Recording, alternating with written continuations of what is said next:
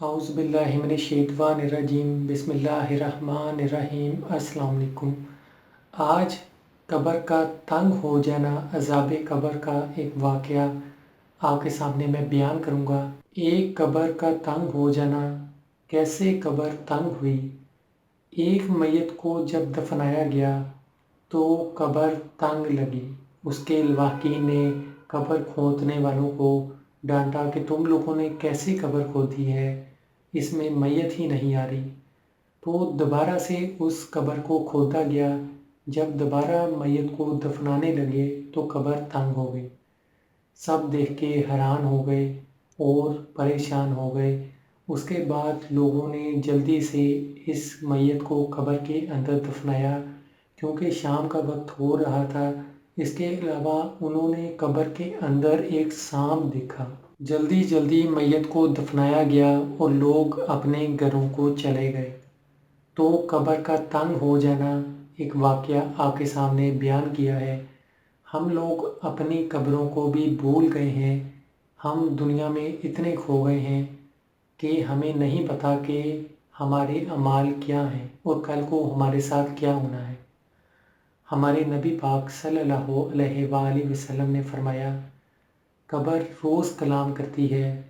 कब्र कहती है, मैं धुएं का घर हूँ, तन्हाई का घर हूँ, मैं परदेस हूँ, मैं अंधेरी हूँ। तो ये सब बातें कब्र करती है, इंसान को पुकारती है। लेकिन इंसान है अपनी कब्र को याद नहीं करता।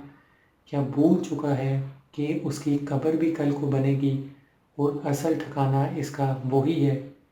ये दुनिया सिर्फ 4 दिनों की है और जो ज़िंदगी गुजारनी है वो कब्र में गुजारनी है। असल में इंसान दुनिया की रंग रंगीनियों में इतना ज़्यादा खो गया है कि वो अपना असल मकसद भूल चुका है। पुराने वक्तों की बात थी, इंसान इतना मसरूफ़ नहीं था।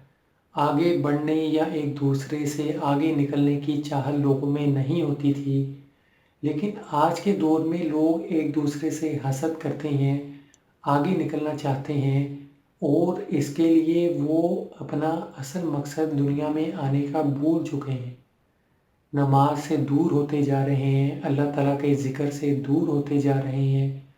हर वक्त मोबाइल, इंटरनेट, इस तरह की चीज़ों के इस्तेमाल से लोग गुमराह होते जा रहे हैं और सुबह उठते साथ ही अल्लाह ताला का ज़िक्र करने की बजाय लोग अपना मोबाइल चेक करते हैं कि कहाँ पे है। वीडियो अच्छी लगी लाइक कीजिए, शेयर कीजिए और चैनल को सब्सक्राइब कीजिए ताकि और वीडियोस भी आपको मिलती रहें। अपना बहुत सा ख्याल रखिएगा। कमेंट्स में कोई भी सवाल हो आप पूछ सकते हैं। खुदा हाफिज़।